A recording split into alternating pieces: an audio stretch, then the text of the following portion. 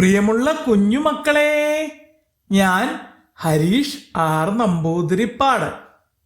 ഇന്ന് വിജയദശമി. ആദ്യക്ഷരം കുറിക്കുന്ന കുരുന്നുകൾക്കായി ഒരു കഥ പറയാം. അക്ഷരമധുരം. മോളെ നോനു, വേഗം വരൂ, അക്ഷരം എഴുതണ്ടേ. മലമുത്തി അമ്മയുടെ മുന്നിൽ ചെന്ന് അക്ഷരമെല്ലാം എഴുതാൻ വേണ്ടി കൂട്ടുകാർ ഒരുങ്ങുന്ന വേളയിൽ നോനു മുയൽ മാത്രം മടി കാണിച്ചു. മലമുത്തിയമ്മതൻ മുന്നിൽ ചെന്ന് അക്ഷരമെല്ലാം എഴുതിടണ്ടേ. ആ മുതൽ അമ്മരെ വേഗമിന്ന് അരിയിലെഴുതി പഠിച്ചിടണ്ടേ. നോനു മുയലിനോട് അമ്മ പറഞ്ഞു. എനിക്ക് വയ്യ, ഞാൻ വരുന്നില്ല. മുയൽക്കുട്ടി സമ്മതിച്ചില്ല. അച്ഛനും അമ്മയും കൂടി നിർബന്ധിച്ച് മലമുത്തിയുടെ കോവിലിൽ അവളെ എത്തിച്ചു.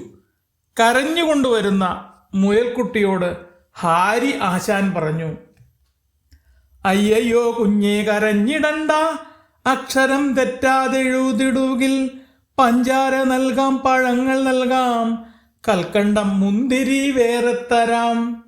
എന്നിട്ടും നോനുവിന് ഉത്സാഹമുണ്ടായില്ല. അപ്പോൾ ആശാൻ മണലിൽ ആ എന്ന് എഴുതി കാണിച്ചു. എന്നിട്ട് അതിനെ ഒരു ആനയാക്കി വരച്ചു കാണിച്ചു. ത എന്ന അക്ഷരം കൊണ്ട് മത്തങ്ങയെയും ദ കൊണ്ട് പൂമ്പാറ്റയെയും വരച്ചു. ന എന്ന അക്ഷരം കൊണ്ട് വരച്ച മുയൽക്കുട്ടിയെ അവൾക്ക് വലിയ ഇഷ്ടമായി. വരൂ, നമുക്കിതുപോലെ എഴുതി നോക്കാം എന്ന് പറഞ്ഞ് ഹാരി നോനുവിനെ മടിയിലിരുത്തി അക്ഷരങ്ങൾ ഓരോന്നായി എഴുതിച്ചു. ഒപ്പം അതിനെക്കുറിച്ചുള്ള കഥകളും പാട്ടുകളും ചൊല്ലിക്കൊടുത്തു.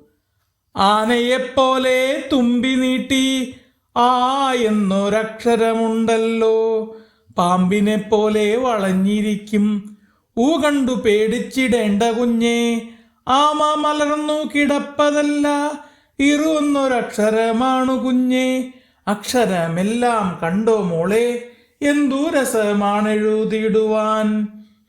ഹാരി ആശാൻ അങ്ങനെ മടി പിടിച്ചു വന്ന മുയൽക്കുട്ടിയെ രസകരമായി അക്ഷരം എഴുതാൻ പഠിപ്പിച്ചു.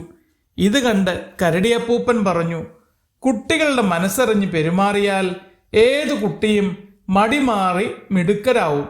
അതുകേട്ട് നോനു നാണത്തോടെ ചിരിച്ചു.